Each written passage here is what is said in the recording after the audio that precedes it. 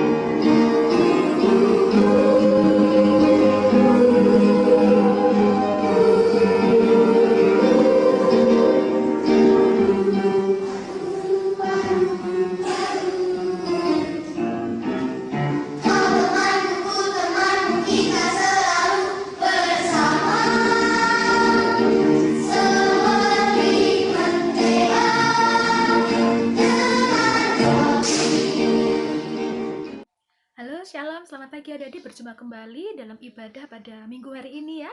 Mengucap syukur pada Tuhan apabila hari ini kita sehat, kuat, semangat. Itu semua karena kemurahan Tuhan, itu semua karena kebaikan Tuhan.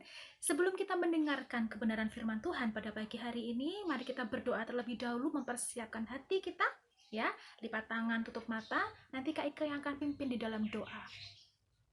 Kami mengucap syukur Tuhan untuk kasih karunia yang sudah Engkau berikan kepada kami hingga kami boleh sehat, kami boleh kuat dan siap untuk mendengarkan kebenaran firman-Mu pada pagi hari ini. Engkau yang akan mengurapi kakak-kakak kami yang akan menyampaikan firman Tuhan, dan Engkau pun akan memberkati anak-anak-Mu yang mendengarkannya dan bahkan menjadi pelaku-pelaku firman-Mu. Berkati juga para orang tua, para eyang yang akan mendampingi anak-anak-Mu untuk mendengarkan firman Tuhan. Kami siap untuk beribadah pada pagi hari ini hanya di dalam satu nama, Tuhan Yesus Kristus kami berdoa. Haleluya, amin. Adik-adik, kita pagi ini siap untuk mendengarkan firman Tuhan ya. Tadi kita sudah berdoa dan sekarang saatnya kita mendengar firman Tuhan. Silakan adik-adik siapkan Alkitabnya ya. Alkitabnya disiapkan. Kita pagi ini akan mendengarkan firman Tuhan yang berjudul Menjadi Tim Impian Tuhan. Kak Eka ambil di dalam Filipi pasal yang kedua ayat 1 sampai yang ke-11. Silakan dibuka Alkitabnya masing-masing. Filipi pasal yang kedua ayat 1 sampai yang ke-11. Judul perikopnya adalah Nasihat supaya bersatu dan merendahkan diri seperti Kristus. Cerita yang ada di dalam nats ini adalah saat itu Rasul Paulus tengah berada di gereja Filipi, yang mana di gereja Filipi itu mengalami satu perpecahan ya adik-adik di dalamnya. Padahal adik-adik perlu adik-adik ketahui, sebelumnya itu gereja Filipi adalah gereja yang sangat baik, gereja yang sangat bagus. Dia memuji Tuhan dengan sungguh-sungguh. Bahkan di dalam Filipi pasal yang pertama ayat yang kelima, gereja Filipi ini itu dipuji-puji oleh Paulus ya. Kita baca sama-sama. Filipi pasal 1 ayat ke-5. Ini Paulus berkata, "Aku mengucap syukur kepada Allahku karena persekutuanmu dalam berita Injil mulai dari hari pertama sampai sekarang ini," dan lain sebagainya. Paulus bahkan memuji gereja Filipi saat itu bahwa gereja Filipi adalah gereja yang sangat hebat di dalam menyampaikan kebenaran firman Tuhan, di dalam mengembangkan Injil Tuhan. Tetapi adik-adik, di pasal yang kedua diceritakan bahwa ternyata di dalam gereja Filipi itu ada perpecahan, ada ketidakakuran, ada ketidakrukunan, ada ketidakkompakan dari para jemaat yang ada di gereja Filipi itu. Nah, Rasul Paulus ini sangat ingin dan merindukan bahwa gereja Filipi ini bisa kembali bersatu, bisa kembali kompak dan rukun di dalam dia menyebarkan Injil seperti dulu kala.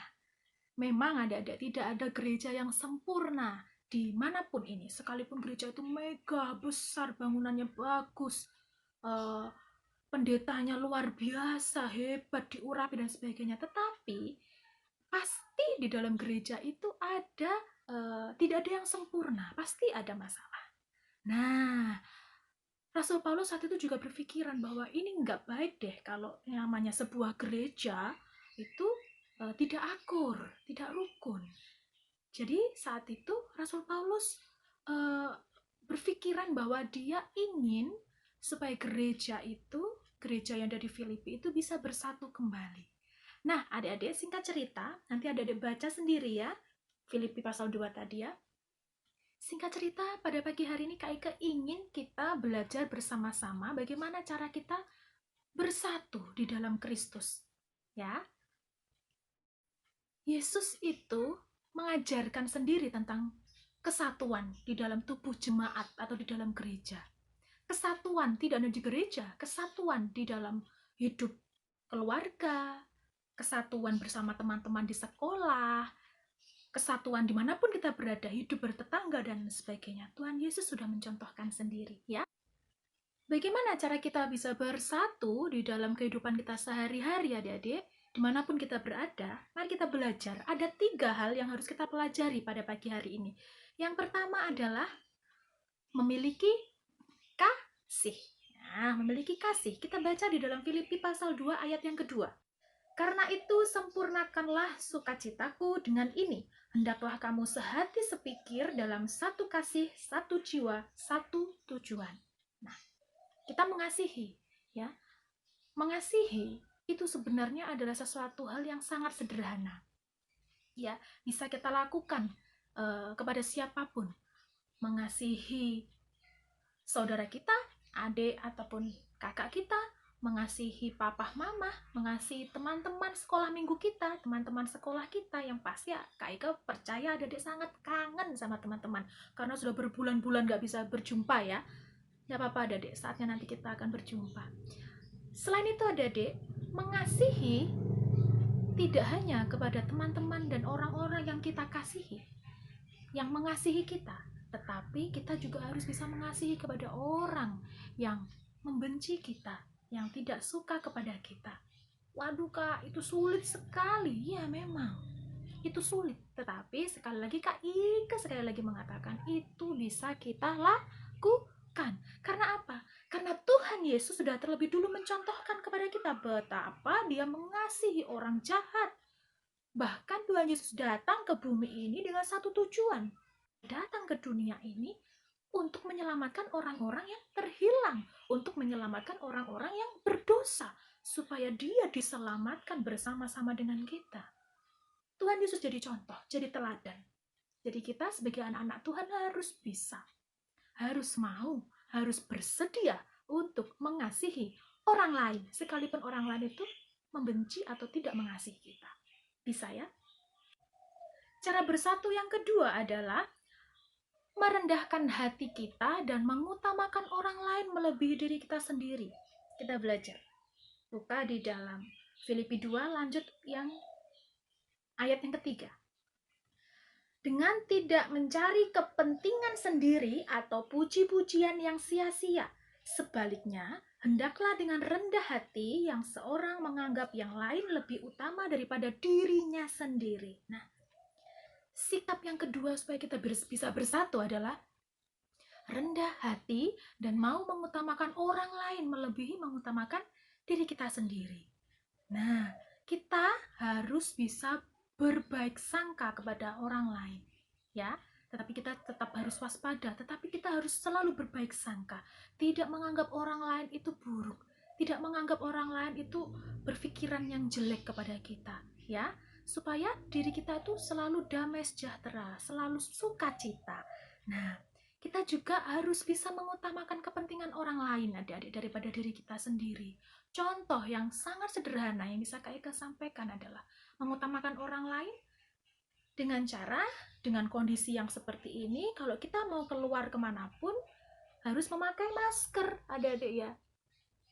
Itu mementingkan orang lain adik-adik selain mementingkan diri kita sendiri. Kalau kita memakai masker, kita sakit, kita tidak akan menularkan kepada orang lain. Itu ya. Itu ya, adik-adik harus memperhatikan hal ini. Ya, kita harus menggunakan masker kemanapun kita berada supaya orang-orang yang tubuhnya saat itu antibodinya sangat lemah tidak tertular oleh virus, kuman, atau bakteri yang kita bawa dalam tubuh kita. Kita sehat adik-adik, tetapi orang lain tidak sama dengan kondisi kita. Itu ya adik-adik ya. Dan yang ketiga adalah cara bersatu yang ketiga, maksud Kak Ika adalah meneladani Yesus itu sendiri. Kita baca di dalam ayat yang kelima. Hendaklah kamu dalam hidupmu bersama menaruh pikiran dan perasaan yang terdapat juga di dalam Kristus Yesus. Ayat yang kelima mengatakan demikian. Kita harus meneladani Yesus Kristus itu sendiri seperti yang pertama tadi kakak sampaikan. Bahwa Tuhan sudah menjadi contoh yang baik. Sudah menjadi teladan hidup yang baik bagi kita. Ya, kalau kita ingin disebut sebagai anak-anak Tuhan, ya mau tidak mau harus mengikuti apa yang sudah Tuhan lakukan sebelumnya. Memang, sekali lagi kayak katakan, itu tidak mudah, tetapi kita bisa memperjuangkannya, bisa melakukannya dengan sungguh-sungguh. Tapi Kak, kadang itu aku susah Kak, akur sama adikku, akur sama kakakku, karena adik sama kakakku tuh jahil sama aku. Aku tuh susah, gak bisa. Siapa bilang tidak bisa? Bisa kita lakukan. Caranya adalah mari kita menjalin hubungan yang intim dengan Yesus. Memiliki waktu untuk bersaat teduh. Saat teduh itu adalah waktu kita bisa berdoa secara pribadi dengan Tuhan, juga bisa memuji Tuhan secara pribadi, cukup satu lagu, satu pujian. Dan bersaat teduh itu tidak perlu lama-lama adik-adik. Cukup 10-15 menit bagi adik-adik. Satu hari itu 24 jam, sediakan waktu 15 menit saja. Sebelum tidur atau setelah bangun tidur itu kita bisa bersaat teduh, berdoa memuji Tuhan. Kalau kita setiap hari intim seperti itu dan rutin melakukan saat teduh, pasti Tuhan akan memampukan kita untuk bisa mengikuti apa yang sudah Tuhan lakukan sebelumnya. Meneladani Yesus, ya. 3 hal cara bersatu sudah kakak sampaikan. Yang pertama tadi memiliki kasih, yang kedua rendah hati dan mengutamakan kepentingan orang lain daripada kepentingan diri sendiri, dan yang ketiga adalah meneladani Yesus sendiri. Ya, baik. Firman Tuhan hari ini sudah selesai sebenarnya. Cuma Kak Eka akan ingin memberikan contoh penerapan yang bisa kita lakukan dalam hidup sehari-hari. Bagaimana sih cara kita bersatu? Contohnya banyak sekali adik-adik. Adik-adik Kak Eka akan menyampaikan hal apa saja yang bisa kita lakukan, yang bisa kita terapkan dalam hidup sehari-hari supaya kita bisa menjadi tim yang hebat di mata Tuhan, ya, menjadi orang yang hidup berdampingan dengan orang lain selalu rukun, bersatu, ya. Ada beberapa hal yang harus kita lakukan. Yang pertama, kita belajar untuk mendoakan orang lain, mendoakan teman-teman kita, ya. Sekalipun kita tidak bisa berjumpa dengan mereka di sekolah maupun di sekolah minggu di gereja, tetapi kita bisa mendoakan mereka setiap saat. Sebut nama mereka, ya. Doakan yang terbaik untuk teman-teman kita. Yang kedua adalah belajar untuk rukun dengan tidak bertengkar atau memperebutkan sesuatu hal yang seharusnya bisa kita lakukan bersama-sama dengan teman-teman kita. Contoh, berebut permainan, merebutkan alat bermain, memperebutkan apapun itu ya, kita bisa menggunakannya bersama-sama. Kemudian yang berikutnya adalah tidak suka mengejek teman. Nah, panggil nama teman dengan baik, jangan memanggil nama panggilan yang jelek ya, itu tidak baik, itu tidak benar. Kemudian belajar untuk tidak menyakiti hati orang lain, ya, menjaga tutur kata kita, menjaga lidah kita, ya. Kemudian ada lagi apabila kita disakiti oleh teman kita, diperlakukan tidak baik oleh teman kita, belajar untuk mengampuni, ya, tidak menaruh dendam, tidak menaruh sakit hati, ya, belajar untuk mengampuni, mengasihi mereka. Kemudian ada lagi satu hal, apabila kita diberkati oleh Tuhan dalam hal kepintaran, ya, janganlah kita sombong, janganlah kita tinggi hati, tetapi mari kita memotivasi teman kita, memberi semangat kepada teman kita untuk ayo belajar yang rajin. Aku bisa pandai seperti ini karena aku belajar, karena aku berjuang, ya, belajar setiap harinya 1 jam atau 2 jam, supaya aku bisa mengerjakan setiap ujian maupun tes yang ada. beri semangat buat teman-teman supaya teman-teman juga bisa mendapatkan nilai yang baik sama seperti kita ya. Itu beberapa contoh penerapan yang bisa kita lakukan sehari-hari. Adik-adik bisa tambahkan sendiri ya, banyak sekali supaya kita bisa hidup rukun, berdampingan, dan bersatu-satu dengan yang lain.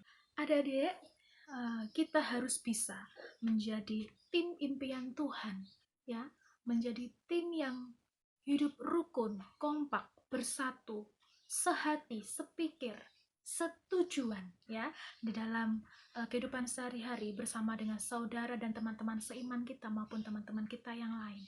Di dunia ini kita tidak bisa hidup sendiri. Kita pasti membutuhkan orang lain ya. Jadi marilah kita hidup berdampingan dengan rukun, dengan damai, dengan baik ya. Selain itu adik-adik, kalau kita hidup penuh dengan rukun, damai, persatuan, kita pasti bisa menjadi berkat buat orang lain. Terlebih lagi nama Tuhan dipermuliakan melalui hidup kita. Begitu ya adik-adik ya. Dan adik-adik, firman Tuhan sudah selesai pada pagi hari ini. Ada ayat hafalan yang harus adik-adik hafalkan.